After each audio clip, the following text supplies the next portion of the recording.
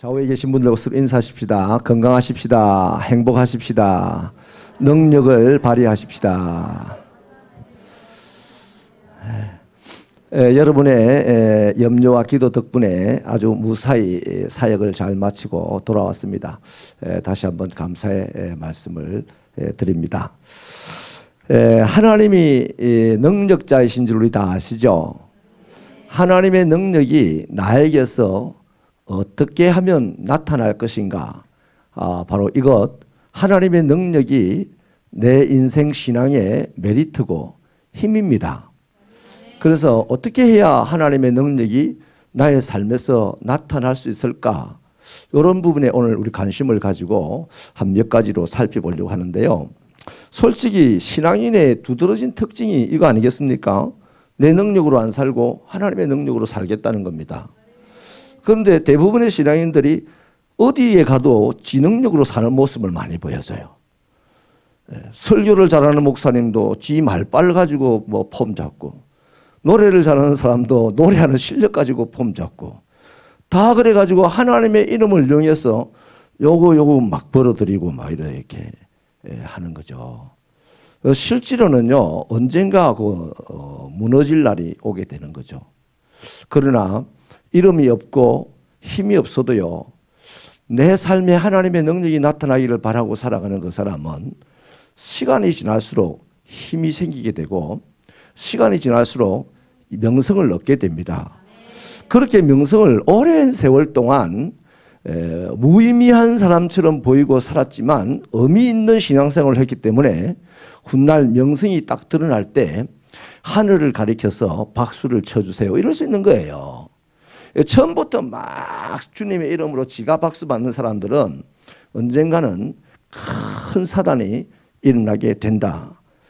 그래서 저와 여러분도요, 내가 살아가면서 하나님의 능력이 나의 삶에 나타나기를 그렇게 바라는 마음으로 살아야 되고, 하나님의 능력이 나타날 때 우리는 그것으로 이 세상에 희망의 횃불이 되기도 하고, 또 희망의 깃발이 되기도 하고, 또 하나님께 영광이 되기도 하고, 내 삶이 기름 부은 것처럼 윤택하게도 되는 것이라는 거죠.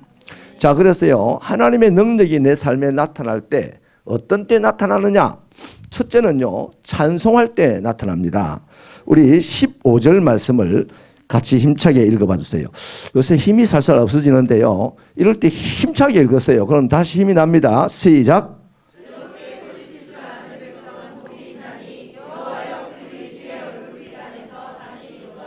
아멘.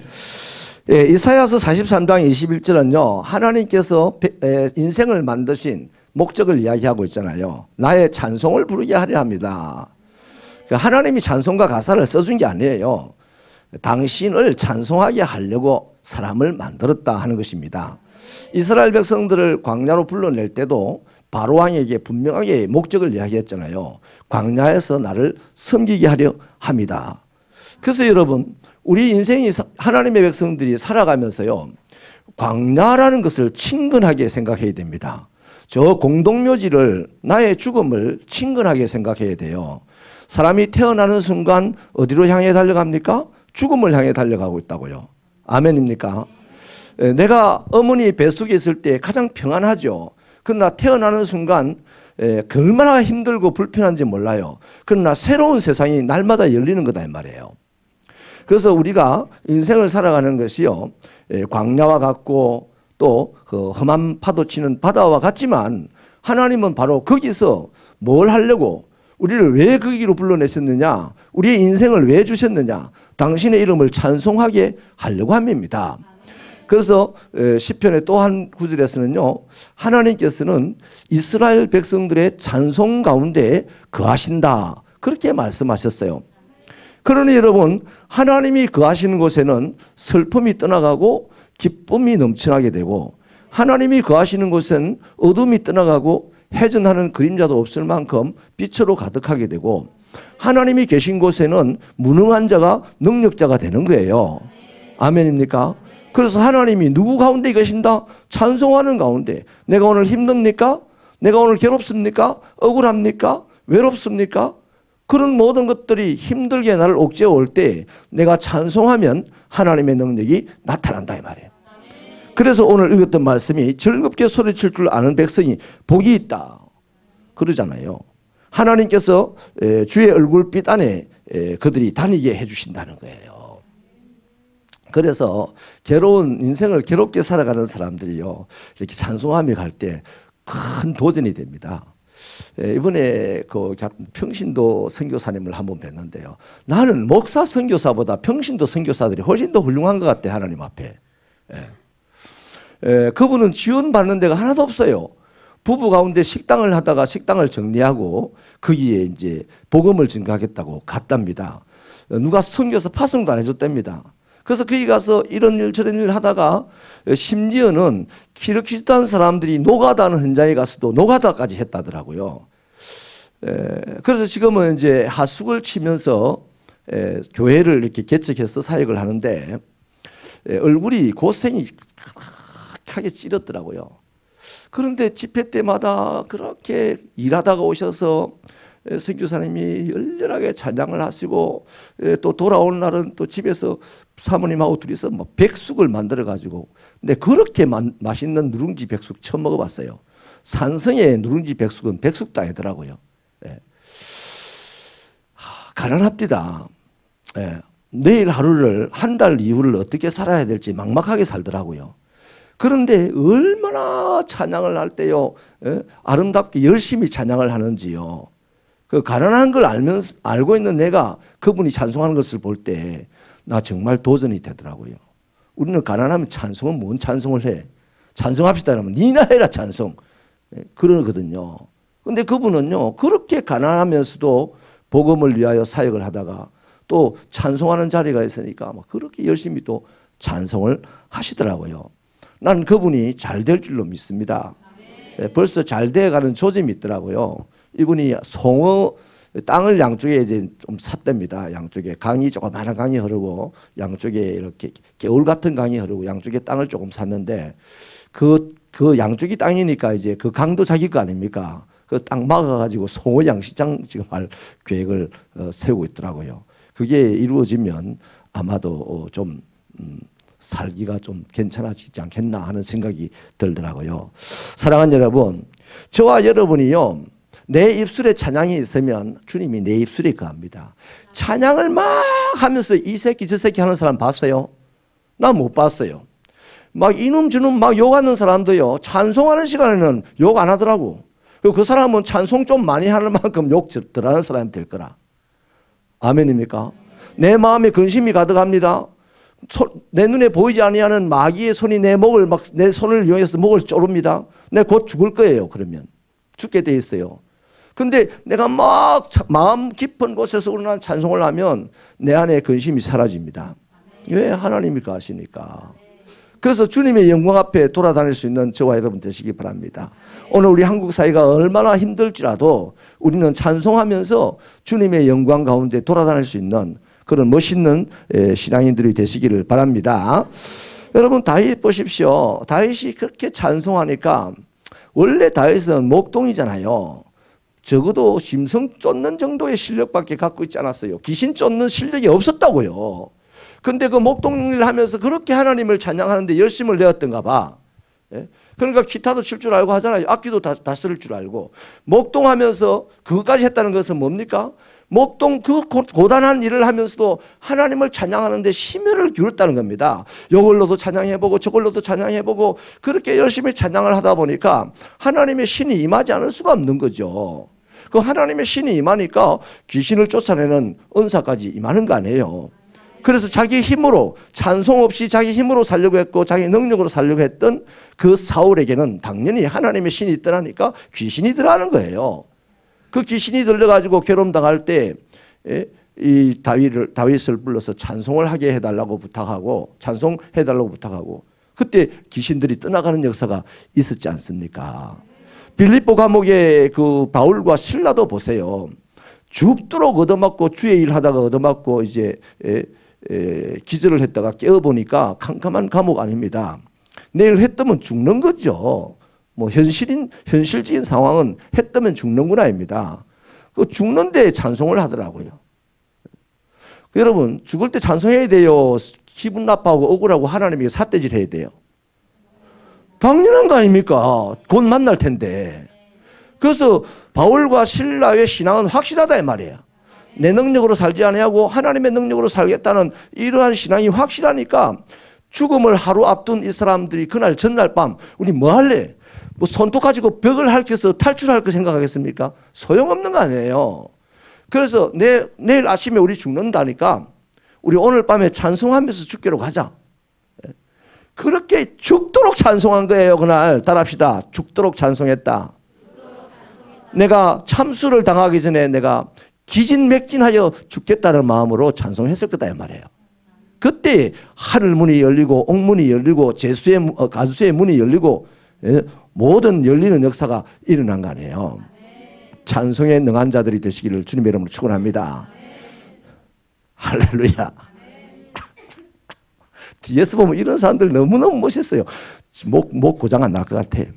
풀릴 것 같아. 할렐루야. 두 번째는요, 말씀을 들을 때에 하나님의 능력이 나타납니다. 우리 19절부터 20절 읽어볼까요? 큰 소리로 읽으세요. 시작.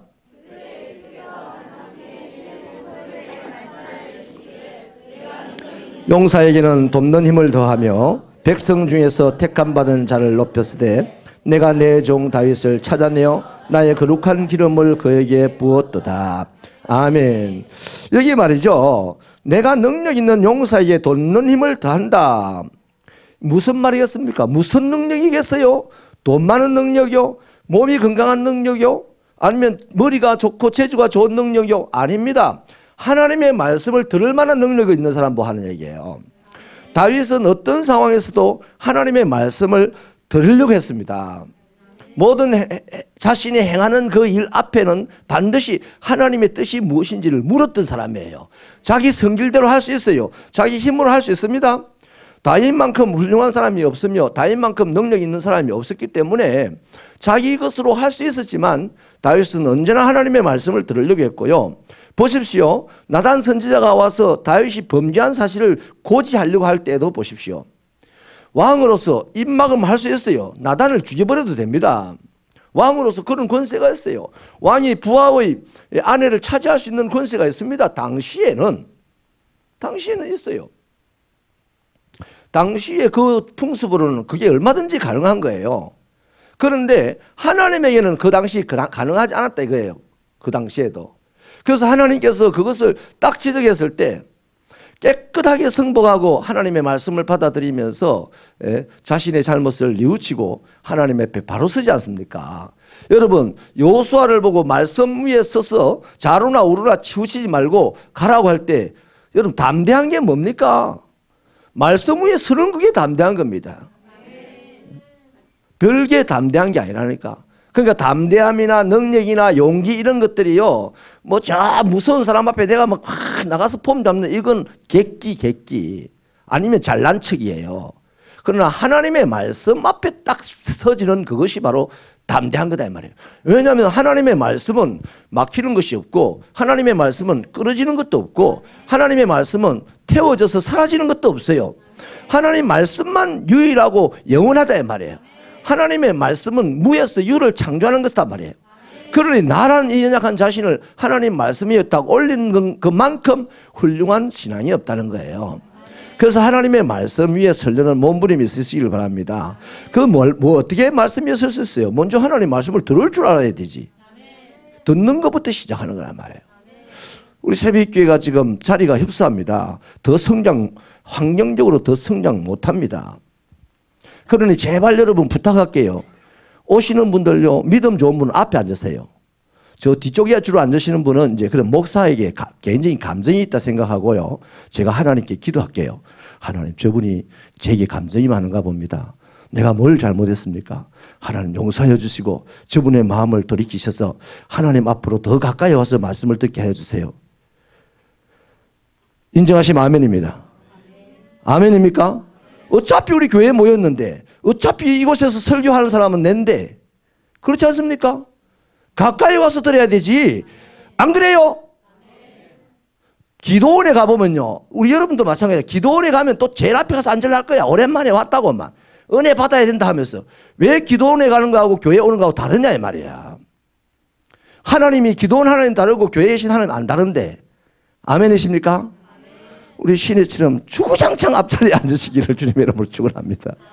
그 앞자리에 앉으려고 싸워야 돼. 근데 이상하게 자꾸 뒷자리에 앉으려고 싸우는 거야. 그 물고기들이요, 보통 보면요, 저 떠내려가는 물 내려가는 그 구멍가에 와 모입니다. 희한하게요. 밥 줄 때만 또 밥 주는 자를 확 옵니다. 떠내려가지 마시기 바랍니다. 하나님의 말씀은 우리 영혼의 밥인 줄로 믿으시면 아멘입니다. 여러분, 하나님의 말씀이 우리 가는 길에 비치고 우리의 발걸음에 등불이 되고 또 영혼이 없어지지 않는 생명을 창조하는 능력이고 또 우리 영과 혼과 관절과 골수를 찔러 쪼개기도 하시고 새롭게 하시는 거 아니겠어요? 그래서 하나님의 말씀을 들을 때에 하나님의 말씀에 세워질 때만이 우리는 갱생하는 인생이 되는 거야. 교회 백날 다녀도요, 갱생이 안 되는 사람이 있어요. 변화가 늦은 사람이 있어요. 물론 그 사람도 언젠가는 변합니다. 마지막 날 변하게 되었어요. 자기 생명이 끝나는 날 하나님 앞에 굴복하지 않는 사람들 한 명도 못 봤어요. 다 봤어요. 그런데 미리 굴복하고 나머지 인생을 승리할 수 있기를 주님의 이름으로 축원합니다. 아멘입니까? 야곱을 보십시오. 하나님에게 굴복하고 이기는 자가 되잖아요. 야복강의 사건이 그거 아닙니까? 굴복하고 그 다음부터 에서를 이기는 사람이 되는 거 아니겠어요? 에서와 싸워서 이겼습니까? 절로 에서가 와서 네가 나의 주인이 되어다오 했다고요. 말씀에 굴복하실 수 있는 여러분 되시기를 주님의 이름으로 축원합니다. 그래서요, 내가 신앙생활 한 10년쯤 하면 강산도, 우리가 죄송합니다, 세월이 변할 때요 10년쯤 지나면 강산도 변한다고 했는데 내 신앙생활 10년이면 내도 좀 변해야 안 됩니까? 20년이면 더 변해야 되고 한 30년 믿으면 거의 천사처럼 살아야 되지. 우리 새벽교는 그런 목적을 가지고 사십시다. 그런 목적을 가지고 살다가 그게 안 되니까 가슴을 치는 이게 애통이라고 안 했어요? 지난번 새벽기도 11조 때? 그거예요. 가난해서 가슴이 아픈 건 애통이 아닙니다. 몸이 아파서 가슴 아픈 건 애통이 아니에요. 내가 주님의 말씀에 서지 못하고 주님의 뜻 가운데 가지 못하는 그것 때문에 가슴이 아파서 애통이 할 때 주님이 위로하신다 말이야. 할렐루야. 그 위로를 받을 때 우리는 못할 것이 없는 사람이 되는 거예요. 아멘이십니까? 세 번째는요, 기도할 때 하나님의 능력이 나타납니다. 26절 읽어볼까요? 시작.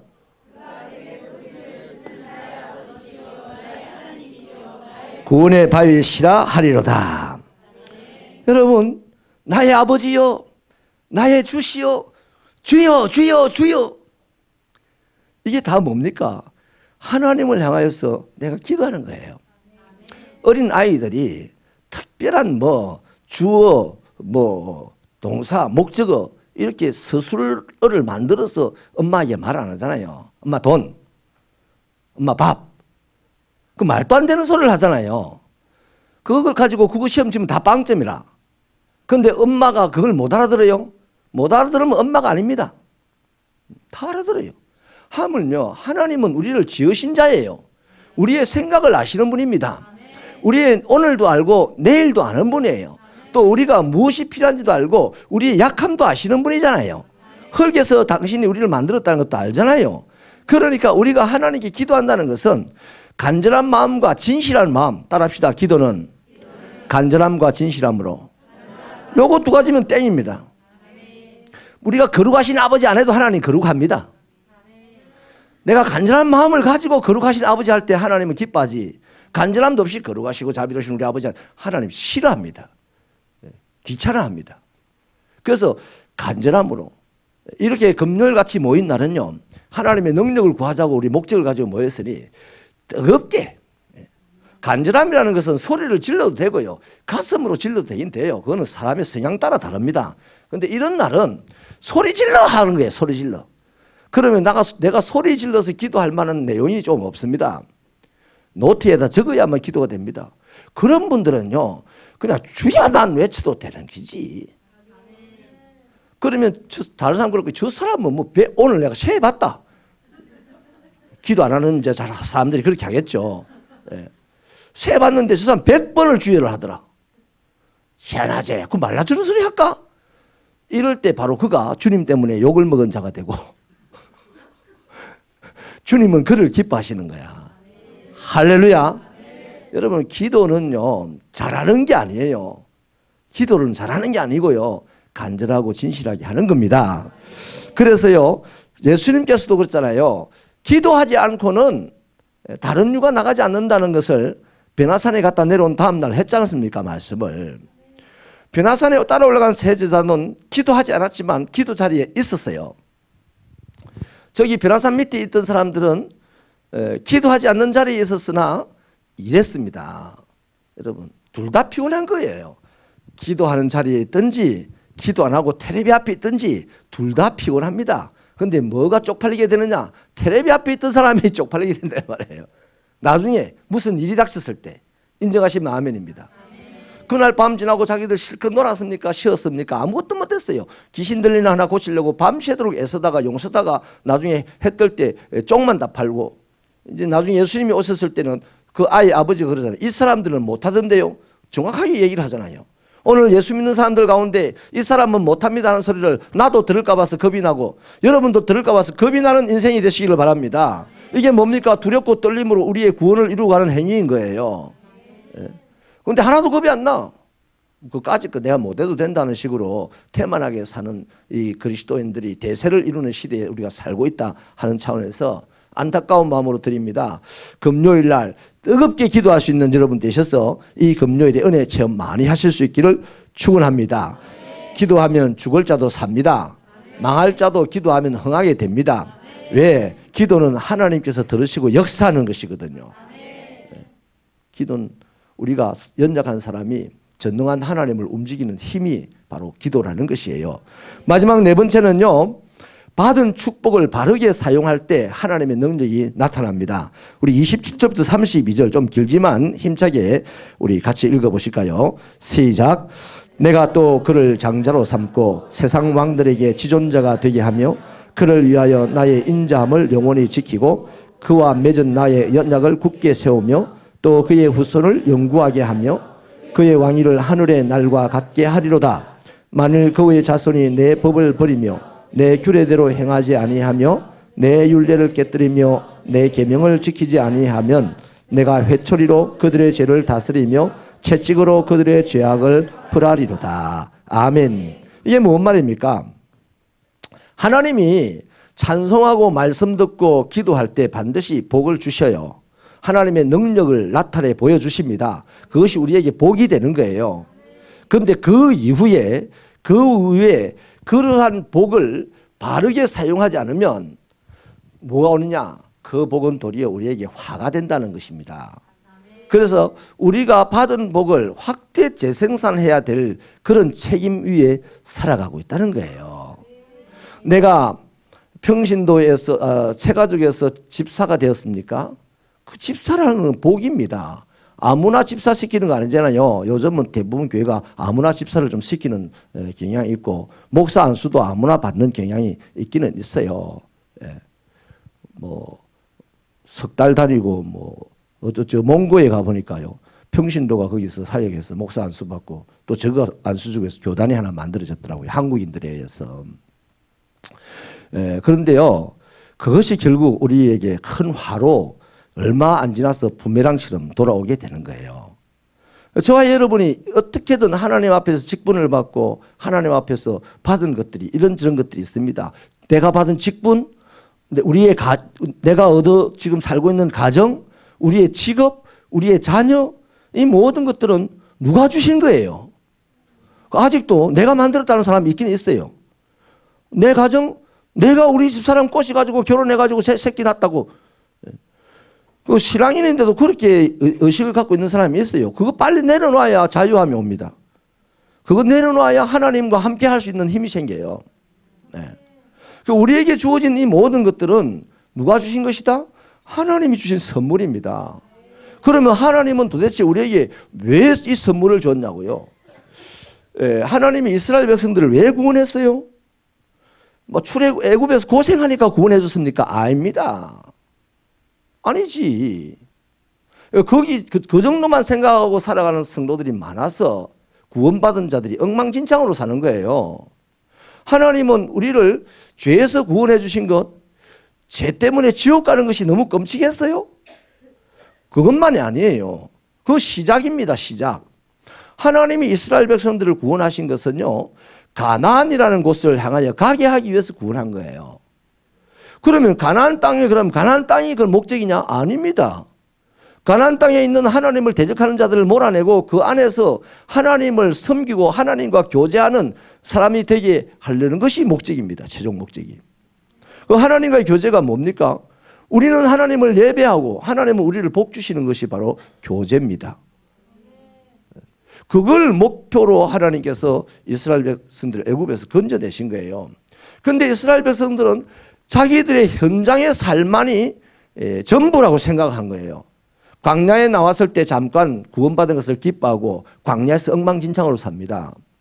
또 가나안 땅에 들어갔을 때 요단강을 건너가지고 가나안 땅에 들어갔을 때 잠깐 하나님을 기뻐하고 살다가 또 엉망진창으로 살아요. 그래서 하나님이 어떻게 합니까? 그들에게 다시 주신 선물을 바벨론에게 줘버리고 아수르에게 줘버리잖아요. 그래서 거기 가서 이스라엘 백성들이 실컷 고생하게 하지 않습니까? 우리에게 주어진, 자신들에게 주어진 그 구원이라는 선물, 가족이라는 선물, 자녀라는 선물, 직분이라는 선물을 우리가 더 아름답게 만들어서 하나님 앞에 돌려드려야 되는 것이 오늘 우리들의 사명입니다. 요즘도 그렇죠. 자식들 고3 되면 교회 가지 말아야 됩니다. 거의 대부분이 그래요. 거의 대부분이. 교회 가지 말고 공부해라. 그럼 교회는 언제 가야 되느냐? 대학 들어가서 가라 합니다. 교회 가는 것보다도 하나님과 예배하고 하나님을 예배하고 하나님에게 복을 받는 그것보다도 네가 대학 들어가는 것이 지금 훨씬 더 시급하고 중요하다 이렇게 얘기하는 거죠. 장로의 자식도 그렇게 하는 거 봤어요 제가. 목사님 올해만 참아주세요. 나 힘이 없는데 참아줘야 되지. 뭐 나무 자식 걸어 한다는데 내가 뭘 하겠습니까? 근데 하나님께서 복은 안 주시겠죠. 제일 그렇게 한 케이스가 누굽니까? 옛날에 현영학원인가 하는 그 서울의 큰 재단 이사장이 유학 마치고 돌아온 아들에게 몽둥이에 맞아 죽었잖아요. 자다가. 그 장로님이 맞아 죽었잖아요. 그 아들이 잡혀 들어가면서 뭐라고 했습니까? 아버지, 난 항상 아버지가 두려웠다고. 예배 드리자. 하나님에게 복을 받으라. 이런 말을 할 때 자식은 두려워하지 않습니다. 공부해라. 공부해서 남주나. 이럴 때 자식은 머리가 안 돌아가니까 두려워지는 거야. 머리가 잘 돌아가는 것 같으면 공부하는 재미가 있어서 하겠죠. 근데 대부분의 사람들이 머리가 안 돌아가요. 공부가 재미없어요. 그런 자들도 하나님을 예배하고 하나님의 복을 받으면 하나님은 이 세상을 다스리며 살게 하신다 이 말이에요. 폴란드의 바연사라는 옛날 대통령은요. 조선소 노동자였습니다. 일용 노동자였어요. 근데 하나님만큼은 최선을 다해 섬기니까 그 사람을 노동조합장을 삼게 되었고 결국 대통령까지 되게 했어요. 그 다음 대통령 된 사람이 총리도 형제간에 대통령 되고 총리 됐어요. 한 사람 총리는 러시아에 가다가 비행기 추락사고로 죽었지만 그 사람들도 노동자에 불과했습니다. 근데 하나님을 섬기는 것만큼은 1등이었어요. 그러니까 하나님은 노동자도 대통령 만드실 수 있고 하나님은 어부도 대통령 만드실 수 있는 거예요. 우리를 어떤 모양으로 만들든지 이 세상에 빛나는 자로 만드실 거다 이 말이에요. 그러니 주신 복을 내가 잘 사용해야 된다 이 말이에요. 내게 오늘 주신 건강, 내게 주신 재주, 내게 주신 재물, 내게 주신 자녀, 내게 주신 가정, 이 모든 것들을 하나님의 영광을 위해서 사용하려는 그 목표를 가지고 오늘을 살 때 우리는 오늘 행복하게 살 수 있어요. 왜? 하나님의 능력을 경험하게 되기 때문입니다. 말씀을 마치겠습니다. 어렵고 힘들 때일수록 하나님의 능력을 경험하는 사람이 많이 나옵니다. 간증자들이 다 어렵고 힘든 가운데서 이겨낸 사람들이 간증자 아닙니까? 그런 거예요. 그러니까 우리가 이 시절이 지나가고 나면 하나님을 증거하는 사람이 되어야 되겠다 하는 각오를 오늘 가지시고 하나님의 능력이 나타나는 여러분의 삶이 되기를 바랍니다. 어떻게 하면 된다고요? 하나님을 찬송할 때, 하나님의 말씀을 들을 때, 하나님께 기도할 때, 하나님이 주신 작은 복을 오늘도 내가 잘 사용할 때, 그때 하나님의 능력이 나타나서 우리는 세상이 캄캄할 때 빛이 되고, 세상이 혼란할 때 질서를 잡는 사람이 되고, 세상이 갈 바를 알지 못할 때 갈 길을 제공하는 그런 리더가 된다는 겁니다. 저는요, 그런 목회를 하고 싶어요. 우리 새벽교회 성도들이 그런 인생을 살아가는 사람들이 되기를 바라고 기도하며 섬깁니다. 우리 새벽교회가 양산의 가장 귀퉁이에, 그러니까 울산입니까 양산입니까 대부분 물어요. 울산이면 어떻고 양산이면 어떻습니까? 아무튼 변두리는 변두리예요. 그러나 이 변두리에서 베들레헴 에브라다야, 네가 여러 고을 중에 가장 작지 아니하도다. 왜? 예수가 거기에서 태어났기 때문이다. 오늘 하나님을 모시고 찬송하고, 하나님을 모시고 말씀을 듣는 열심히 있고, 하나님을 모시고 기도하고, 하나님이 주신 복을 작은 복이라도 막 하나님의 뜻을 위해서 사용하려고 하는 그 교회는 변두리에 있으면 어떻고 중앙에 있으면 어떻습니까? 그 교회가 세상을 끌고 가게 될 줄로 믿습니다. 이런 야물딱진 생각 가지고 신앙생활 하십시다. 기도하겠습니다.